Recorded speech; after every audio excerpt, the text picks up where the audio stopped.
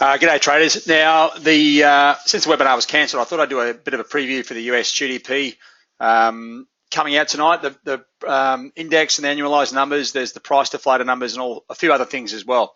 So let me just sort of run through this and give you a bit of a rundown so you can get prepared. Now, one thing I did notice actually, Janet Yellen is speaking as well. Now, that's a pretty premier event. Anytime she is up to speak, you really want to pay attention. All right, so okay, let's just get into it now. Let's have a look. So as you come into that North American session, I mean, first thing you want to be doing is really assessing how the currencies are performing overall. Okay, see if there's any major specific US dollar direction. Now you can do that by looking at the dollar index itself. Okay, you can sort of see now the dollar index during the European session is dictated by what happens to the euro. Okay, so what you want to see is euro influencing the US dollar at any stage or at any point. I don't think there's going to be much in the euro. There's no major European numbers out. So unless there's some UK poll out to really throw the currencies around, I think you'll find it'll be business as usual.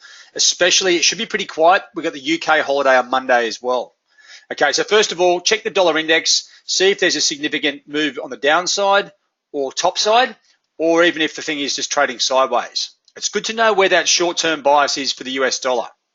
Now, then coming back into the currencies themselves, have a look to see if there's any sort of major technical levels breached. Now, the Aussie looks a little bit primed to me for a move to the top side, which automatically, before the numbers come out, you should be thinking, well, you know what, weak US numbers, get long Aussie. Absolutely. It's got a really nice setup for a weak number. So is the Kiwi. So weaker US numbers, you can work out straight away where the best opportunity is here. It's on the top side. Dollar yen, well, it's trading sideways, nothing much there. Euro as well looks like it's primed for a move to the top side on weaker numbers. Sterling, okay, you get really strong US numbers. I think sterling is the best opportunity. Well, probably sterling and euro for that matter, but sterling definitely. All the positive news has been built into sterling. So Brexit comes out or strong US numbers, we should see a bit of a move to the downside. Dollar CAD also looks like, well, it's just thrashing about on these Fibonacci. So I'd have a look at that, but you know, it's a bit of a tough one. But in saying that, I was just having a close look at the rest of these numbers, and if I come back, let me just get this thing up. It's actually quite interesting. I've never seen this number before, but it is factoring up on the FX Street calendar. Now, have a look here. There's a Baker Hughes US oil rig count. Now, I've never ever actually seen this before, whether this just comes up on those peripheral calendars. But having a look at this, it's sort of a bit of a count on when drilling rigs are oil and active. I mean, it's about their products and, you know, obviously a huge expense.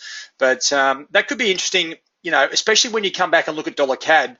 If that is a really, you know, strong number, means there's a lot of productivity in the oil rigs, could lead into sort of influencing the oil price. You know, less demand, well, then that could push the price up. I mean, less, you know, drilling and those sorts of things, the price should go up because there's less supply and vice versa. But dollar CAD, it's in the middle of nowhere. We have got that breakdown. Traders will be redrawing this trend line to the new level we've got there. But keep an eye on those Fibonacci's. They do seem to be working in quite nicely. All right, so then you come back down to the US numbers. Now, when you do get into the opportunity, don't forget, we are primarily looking for the impact of these numbers here, and Janet Yellen for that matter. Okay, so if we come back across here to these numbers, okay, the good thing is these are the prelim numbers too. Okay, they can have a bit of an impact. Now, one thing you should be able to see straight up is there's like 4 or 5 of these things. All right, so when you've got this number of variables, you probably want to decrease your trade size because it could go pear-shaped. You could have some positive, you could have some negative, and then it's a tough trade to sort of manage overall. And we saw that yesterday in the durable goods numbers.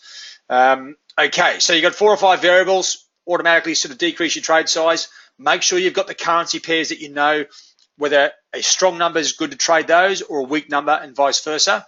You have that in play as well. Now, the impact of these numbers, what we are looking at overall, and if you've got access to Metastock Zenith here, what you're really looking for is the probability factor here, okay, of an action an increase in rates by the Fed next meeting. Now, this has already gone down by another couple of percent today. Okay, so there it is there, 23.4%. All right, that was at 34% a day ago. Now, that's off by 10%. So, you know, what you're going to get here is weak numbers. This is going to come off. We should see weakness in the US dollar. Okay, strong numbers, the probability goes up and the US dollar rallies. That's as easy as it is. Now, that's how easy it is on that variable, but then you come back and you go, okay, yeah, that's great, but we do have 4 or 5 different things to consider here. So make sure you go through, have a look at these numbers. We are looking for uniform numbers across the board. With these GDP numbers too, recognize or understand with these numbers, okay, a small amount of variance is quite big. Okay, really high impacting numbers, you don't need a big move to get things moving. But what we do want is consistency across the board on those numbers. If they come out as expected, well, then we're going to go into the weekend pretty calmly. And primarily because we've got a Memorial Day in the US on Monday, big holiday. Okay, UK holiday on Monday as well. I think you'll see an early close to the market. And by that I mean traders will stop trading earlier to get out of town for the weekend. No one wants to really be hanging around. But if these numbers come out really variant, you'll see a lot of activity and probably still an earlier close, but you will see a lot more activity.